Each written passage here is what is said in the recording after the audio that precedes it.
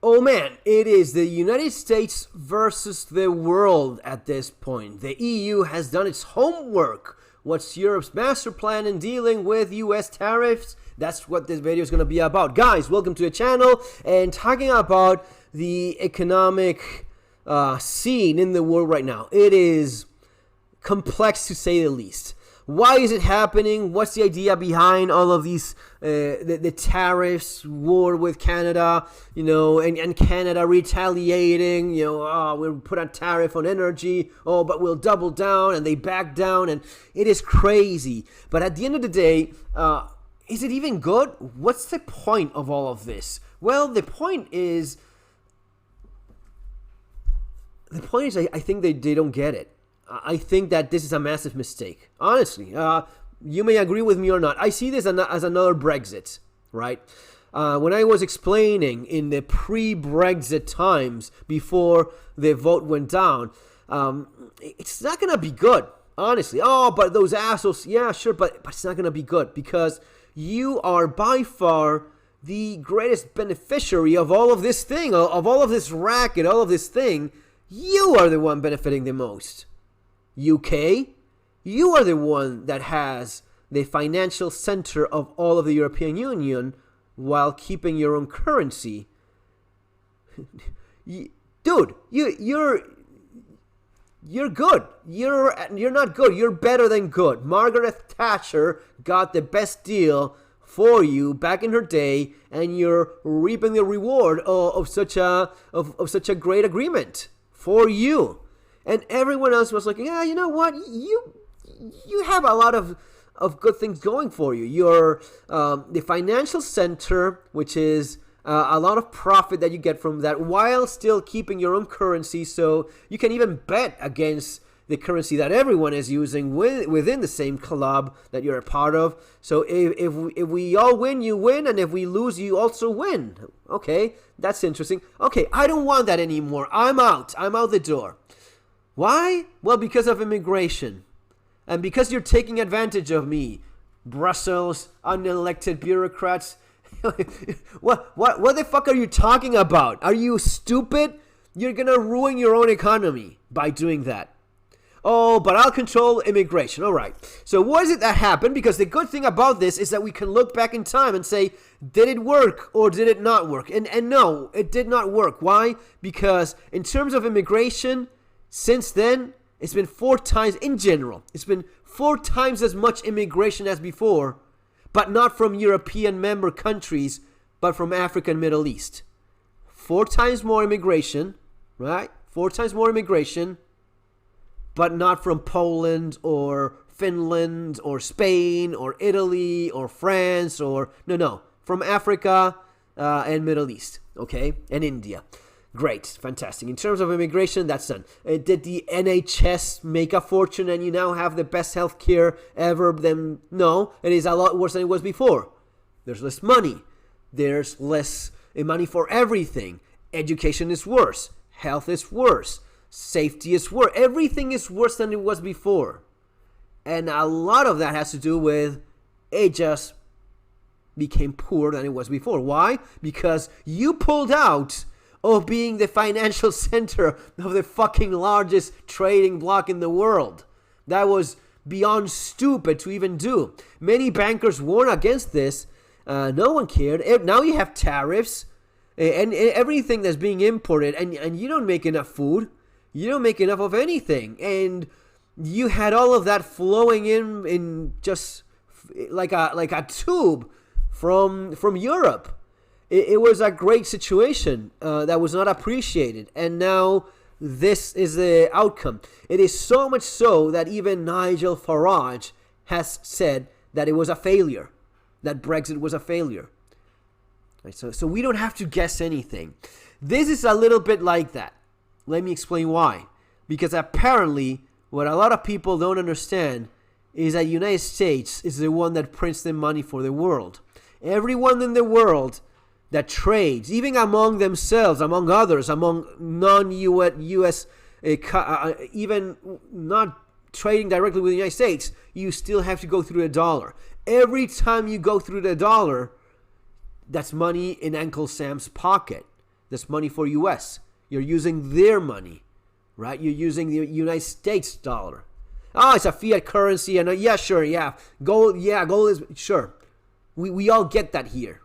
But what apparently a lot of people don't get is that whenever the world is trading in US dollars, the United States government, the United States Federal Reserve is the one that reaps the rewards, that reaps the benefits from all of this.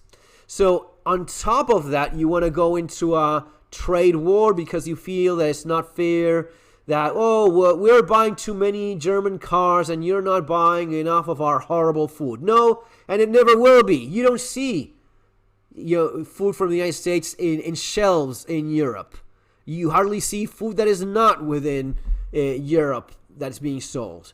And there's a very big deal about trying to make that as made in home as possible. And whatever is brought from other countries, it needs to abide by those same standards, right? And there's some discussion there in terms of, but it's cheaper to make it elsewhere because our workers earn more and the laws and this and that. But in terms of what actually ends up in the shelf and the product itself, the ingredients being used and whatnot, all of that has to abide by those regulations, which the United States does not. That's why you don't find anything made in U.S. being. It is a curiosity. It is something weird. If you find like a box of fucking Lucky Charms, it's so like in an exotic. I don't even know if it's being imported anymore. I really have no idea. It is maybe the same brand, the same soda that's being sold in the United States, right? The same brand, well, but with different ingredients. The same chips, the same candy bar, the same whatever, sold with the same commercial name, but when you read the ingredients, they're not the same. That's because of those regulations, and that's why it's not allowed into Europe from the United States. So Trump sees all of that and says, well, you're not buying enough of our food, and we're buying way too many of your cars, and you're an asshole. What about you buying more of our cars? Well, they were buying those cars up until Elon Musk started making a personal war with all of Europe for freedom of speech, which I get it, that's super important. But who's going to buy your cars when you're shitting all over the entire continent and starting a commercial war with them? Well, not a lot of people will do that.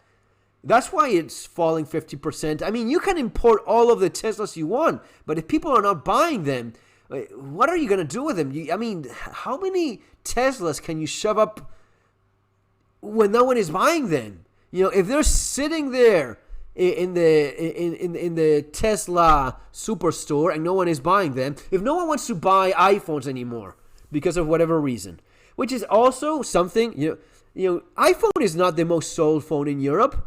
It's Huawei, whatever shit. What's the name of that thing? Anyway, some Chinese manufacturer that basically makes iPhone, but has its own brand that is half cheaper, 50% cheaper, basically for the same thing. It's not the same thing. Okay, but it is. And people don't want to waste money, and they buy the cheapest one because it's basically also the same camera, the same, or better. So all of these reasons are why you can sell those things as long as people buy them. If the guy in the United States wants to buy German cars, right, it's going to be up to him. Now, it's completely different if the guy in the United States says, you know what? I'm not buying any more German cars. I don't want them. You cannot force Americans to buy them, right? So it's not a matter about tariffs. It's about, dude, we don't want those damn German or whatever or British cars here anymore. We don't want them. We're not buying them. There's really not much you can do about that, right? But at the same time, there is a division within the United States.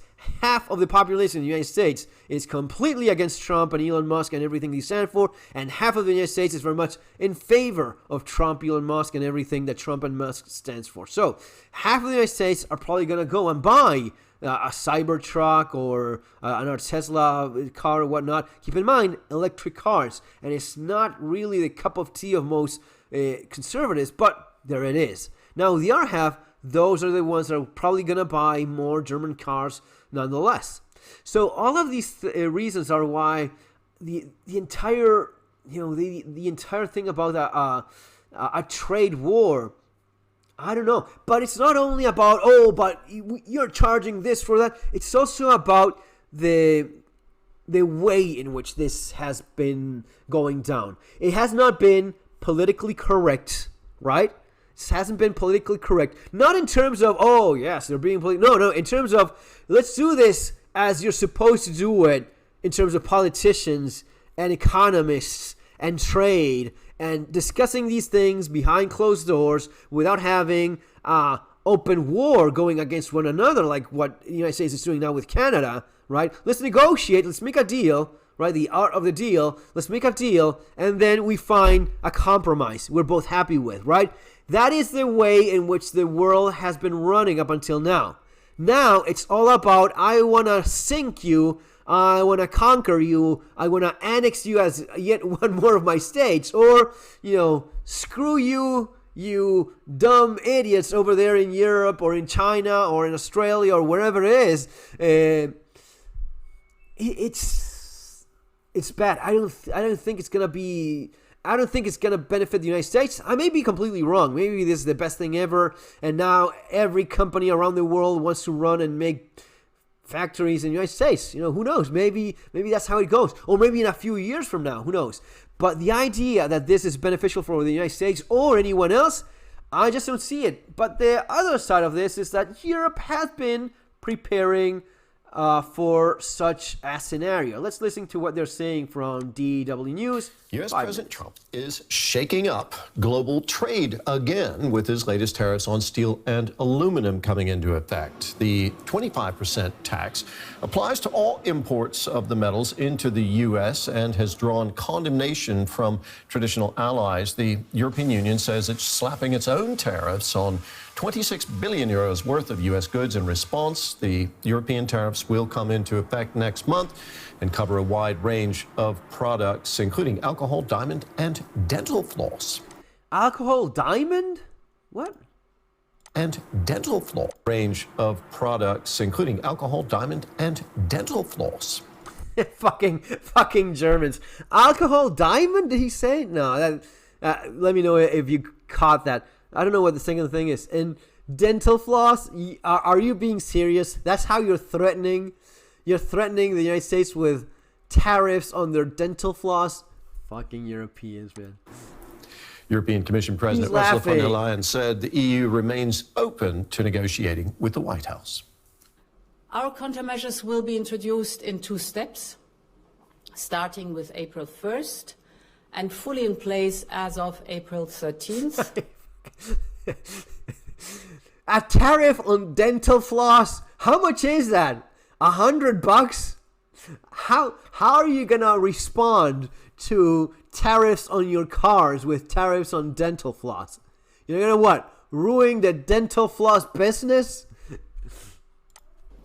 In the meantime, we will always remain open to negotiations.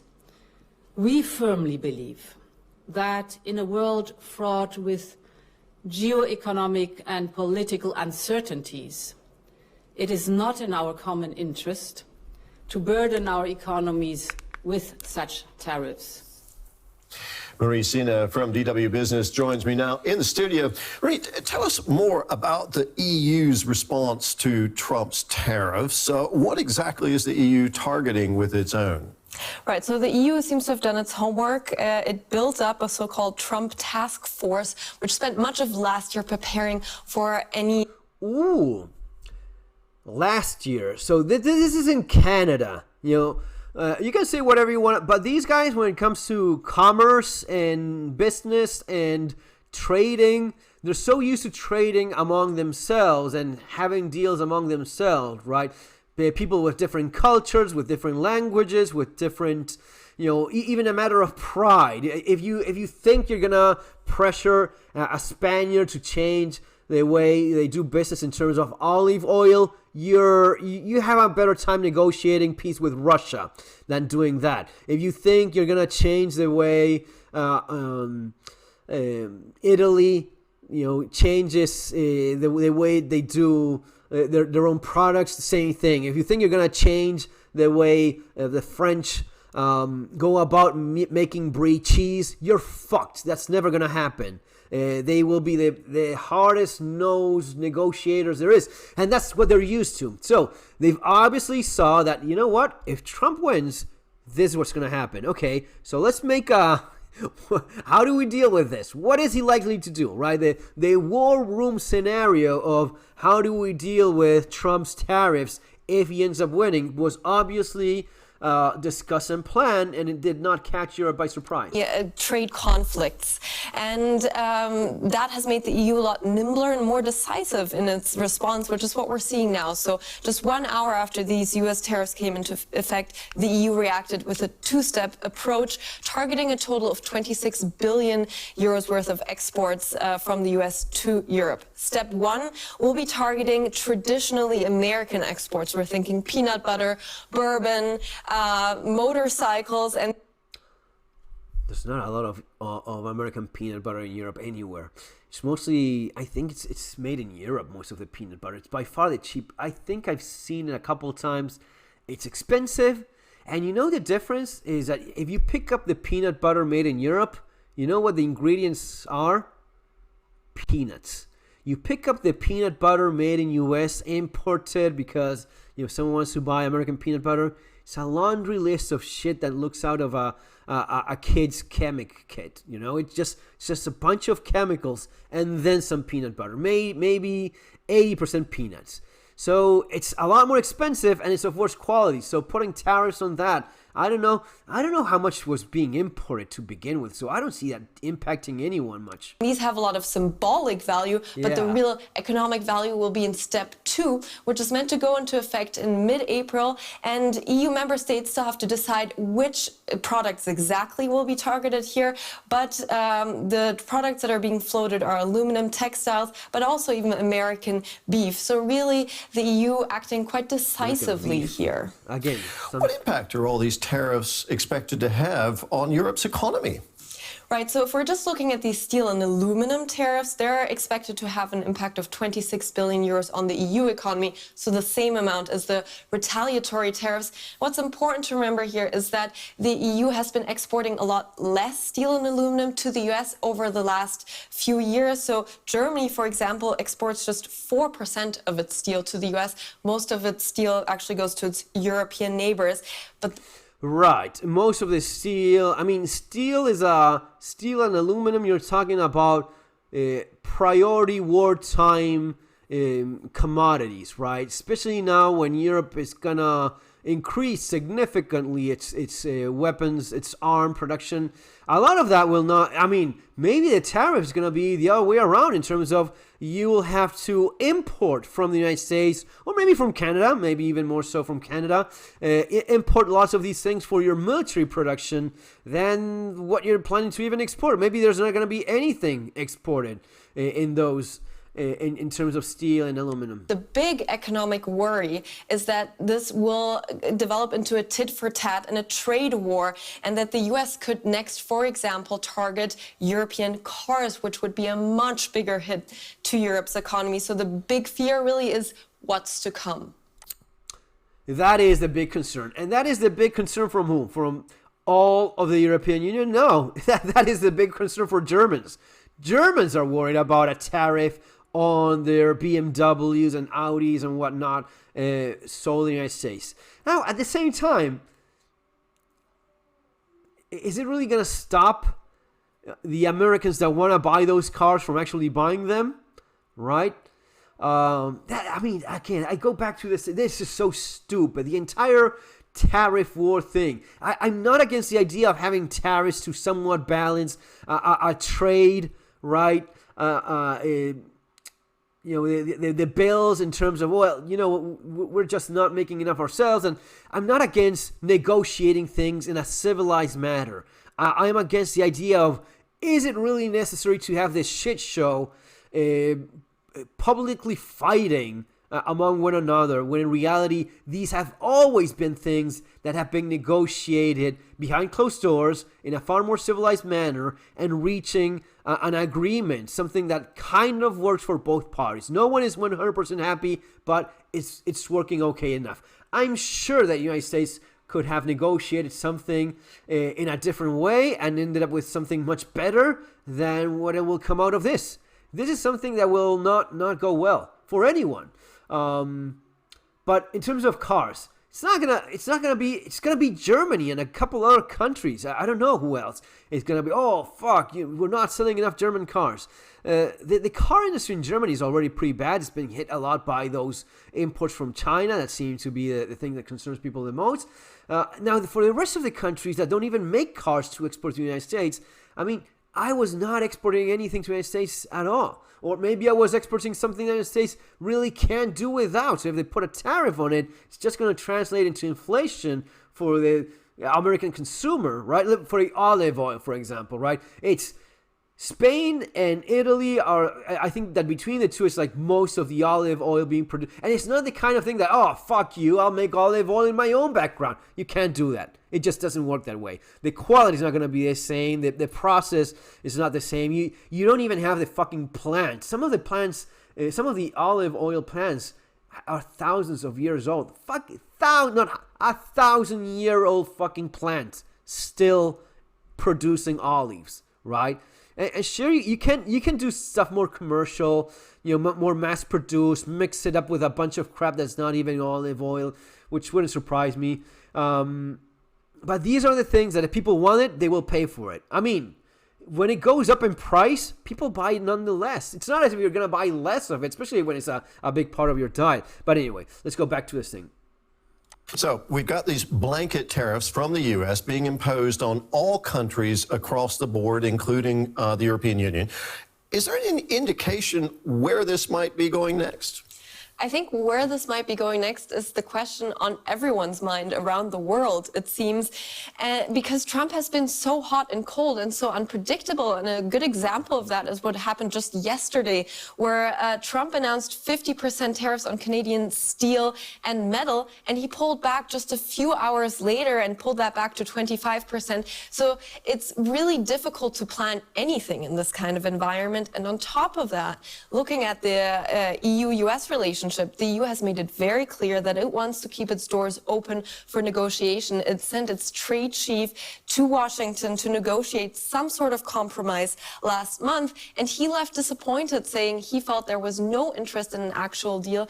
When he went on to say, you can't clap with just one hand, so you can't come to any... That's a good... I've never heard... You can clap with just one hand. That's a good one. I've never heard that before. Is it something common? Have you ever heard it? Sort of solution to these problems without the US even articulating the solution that it wants. And so that's really the problem everywhere, this wide-ranging uncertainty. And it's not just a problem politically, but also for the economy. Businesses globally need to plan their supply chains, how much they will export, how much they will be selling. And they can't do any of that. And another repercussion we've seen just at the beginning of this week is the stock market feeling uneasy about all of this uncertainty. So this is having real repercussions, and the only thing that's certain is uncertainty. Oh, Marie, thank you very much for your insights there. Marie Sina from DW Business. Yeah, nice, Marie. There, it's pretty crazy. Why would you do all of this? The idea was the art of the deal, and like make waves and see how things go. I don't think that's a great idea. I think that, especially given how things are, we're not in a... I don't think this is good for anyone. But, I don't know, maybe I'm completely wrong and this ends up working right for the United States or brings more business, or I have no clue. The fight with Canada seems to be a lot more personal and a lot more... Well, this thing about we're going to annex you as another state, so basically we're going to conquer you Russia style, that's going to be very... ill-received from Canadians, as you would expect. So it's a lot more personal, maybe a little bit more violent than this, than the negotiation with the European Union. The European Union will probably have a shitload of material to negotiate with and open to new discussions and finding a solution. It's not going to be as hot-headed as Canada is going to be about all of this. That's probably one of the things you can expect from Europe in terms of business and negotiations. But anyway, let me know what you folks think in the comment below. You think, nah, this is going to be part of the 5D chess plan thing or not. Take care.